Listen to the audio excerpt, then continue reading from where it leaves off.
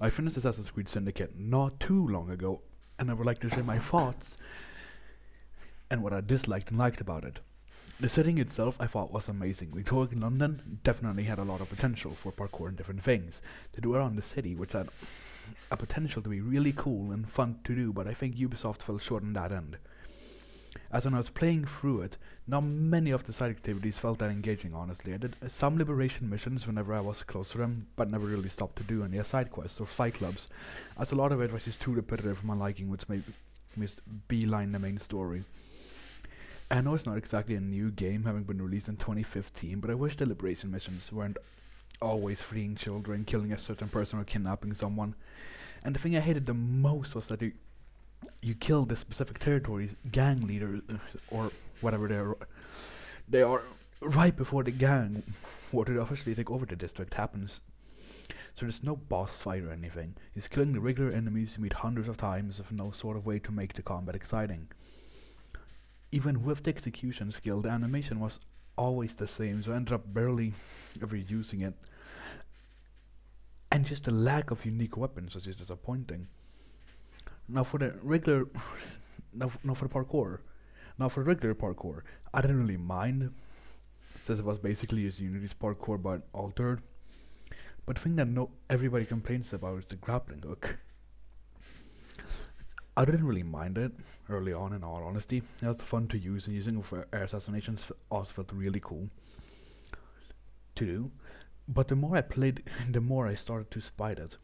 Since all the buildings are so spaced out, it's clear that you wanted to use the hook instead of only relying on the regular old-fashioned climbing. Something I disliked, since whenever I was trying to avoid using it, I ended up having to either walk on the ground or use a horse carriage to get around, which was just not fun at all. And a bit off topic, but the fact that one achievement requires you to destroy 5,000 destructibles with your carriage is just insane. Whoever made that achievement, I genuinely believe, was injecting a mix of heroin and cocaine straight into his veins, because what fucking maniac comes up with something like that? Otherwise, the parkour was fine, I suppose. Honestly, I enjoyed it more than Unity's, but that might also be because I honestly wasn't a giant fan of that game either, but it was definitely not a bad game. Now for the stealth, I actually really enjoyed. Getting to decide when I wanted to be in stealth mode, or whatever it's called, was actually a feature I found lacking in a lot of the games. And the different unique assassinations and infiltration opportunities, which is made I actually wish Ubisoft implemented in more of their games. Though being able to go invisible with Eevee skill honestly felt cheap to do, since you required me to stand still for a ridiculously short amount of time. It's like just so many easy kills that I started to try and avoid using it. Stealth in general is the game. What? Stealth in general is in the game was fun, since it rewarded you actually going out of your way to get unique kill opportunities, which were always fun to watch happen. I think I was a little bit lazy to use the exact same animation that Arno had in his double assassination from Unity for Jacob and Eevee now. The combat is I absolutely despised doing, since there was literally only 3 weapon options. All the upgrades were just boring, and there was barely any point in it.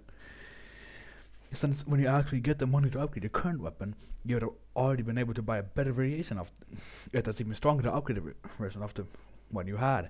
I had an easy bullets out to dodge. The combat was fun at first, until I've done it over 3,000 times, because I always saw the exact same 3 ways to kill somebody right after doing the stunning animation, which is the same every time. And even playing with Jacob, who was combat oriented, felt really boring, since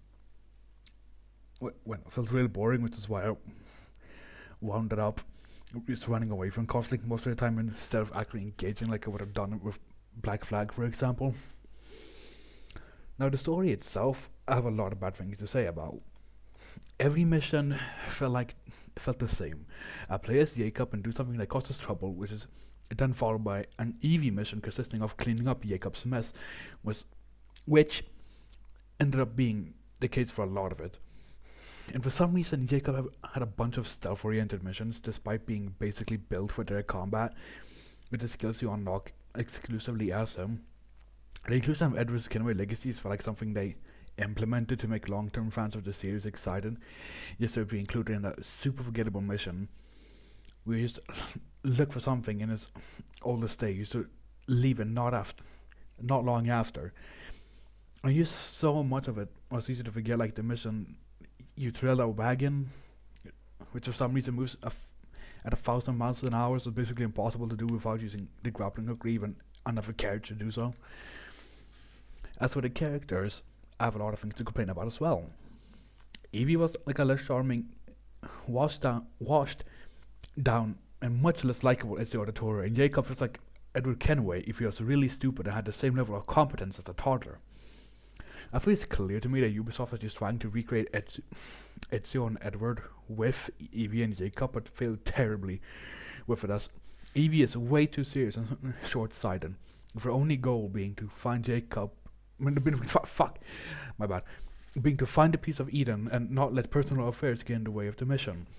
Whereas Jacob could at least be a tiny bit funny at times that made me chuckle very lightly. My favorite character from the game ended up being Starrick Crawford, the main villain himself, who had a 10 to 15 minute screen time over the course of a 20-hour long campaign. Even though he was supposed to be the big bad, he had less screen time than that. That old lady Jacob helps with the most boring missions ever. A final thought, I think the game could have used a lot more focus on Jacob and Evie's sibling relationship, as they argue all the time throughout the game and suddenly become best friends at the end after killing Crawford. So it would have made the story a lot more interesting.